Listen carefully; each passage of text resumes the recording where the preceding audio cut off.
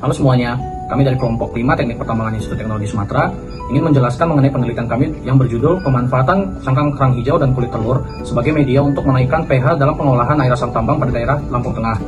Metode yang kami gunakan dalam penelitian ini adalah dengan mencampurkan cangkang kerang hijau dan kulit telur yang sudah diolah sebelumnya ke dalam air asam tambang yang kemudian dilakukan pengamatan kenaikan pH-nya dalam kurun waktu tertentu. Untuk pengolahan cangkang kerang hijau dan kulit telur dilakukan dengan cara membakar cangkang kerang hijau dan mengoven kulit telur, yang kemudian setelah dilakukan pembakaran dan pengovenan, cangkang kerang hijau dan kulit telur kemudian dihaluskan. Selanjutnya saya akan menjelaskan perlakuan terhadap 375 ml air asam tambang yang direaksikan dengan sampel 1 yaitu 5 gram cangkang kerang hijau dan sampel 2 yaitu 2,5 gram cangkang kerang hijau.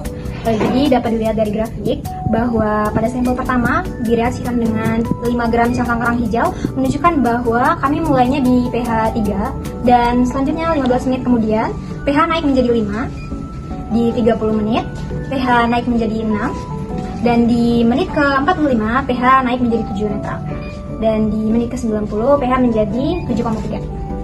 Selanjutnya, perlakuan terhadap air asam tambang dengan direaksikan dengan 2,5 gram cangkang kerang hijau itu menunjukkan bahwa kami mereaksikannya di pH 3 asap, kemudian di 30 menit dia baru naik ke 4, dan pH-nya di 60 menit pH-nya 6, dan di 90 menit pH-nya 7,3. Dari kedua perbandingan ini, sampel 1 dan sampel 2, dapat kita simpulkan bahwa semakin banyak adsorben yang kita tambahkan, itu maka akan semakin cepat pH-nya bernetral atau naik. Seperti perlakuan terhadap air asam tambang yang direaksikan dengan 5 gram serbuk cangkang kerang hijau ini hanya memakan waktu 45 menit untuk naik ke 7 netral. Selanjutnya kami juga melakukan pengujian dengan menggunakan kulit telur ayam dalam 2 variasi massa yang berbeda. Pada sampel ketiga ini yaitu 375 ml air asam tambang ditambahkan dengan 5 gram kulit telur ayam. Reaksi pada menit pertama hingga menit ke-30 pH-nya tetap 3, kemudian pada menit ke-45 pH naik menjadi 5,5, dan pada menit ke-90 pH naik sampai dengan 6. Kemudian pada sampel keempat yaitu 375 ml air asam tambang ditambah dengan 10 gram kulit telur ayam. Pada menit pertama pH-nya tetap 3, dan selanjutnya pada menit ke-15 pH naik menjadi 4, lanjut ke menit ke-30 pH naik menjadi 4,9, selanjutnya pada menit ke-60 pH naik menjadi 6, dan pada menit ke-75 hingga 90 pH stabil di 7. Dapat disimpulkan bahwa pengujian menggunakan kulit telur ayam ini juga efektif, terutama dalam penambahan 10 gram kulit telur ayam, yaitu dapat mencapai pH netral dalam waktu 75 menit. Grafik antara hubungan pH dan waktu dapat terlihat pada semua sampel. Pada kurun waktu 30-60 menit, kenaikan pH dapat terlihat. Kemudian grafik akan menjadi landai pada waktu 60-90 menit. Reaksi yang terjadi pada air asam tambang melibatkan kalsium oksida, yang mana akan berikatan dengan molekul air. Dari sini akan tercipta kalsium hidroksida. Kalsium hidroksida ini akan terurai menjadi ion kalsium dan ion hidroksida. Dari sini ion hidroksida akan terikat dengan ion Fe, kemudian akan menyebabkan besi menjadi terendap, yang akan menyebabkan kenaikan pH secara signifikan.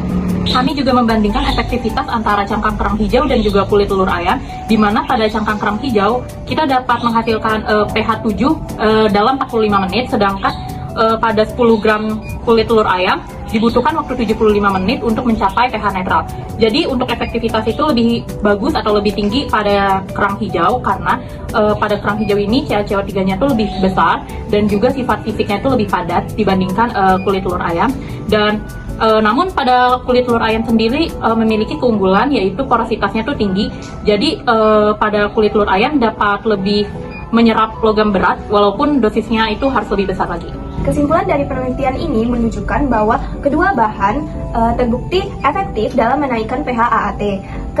Cangkang kerang hijau itu lebih cepat dan efisien. Kemudian kulit telur juga efektif jika dosisnya lebih besar. Kemudian kedua bahan tersebut mendukung pengolahan limbah berkelanjutan dan ramah lingkungan. Jadi penelitian ini membuktikan bahwa limbah rumah tangga seperti cangkang kerang hijau dan kulit telur dapat menjadi solusi dalam pemanfaatan pengolahan limbah air asam tambang yang sederhana, murah, dan efisien. Sekian penjelasan dari kelompok kami. Terima kasih telah menyaksikan video kami.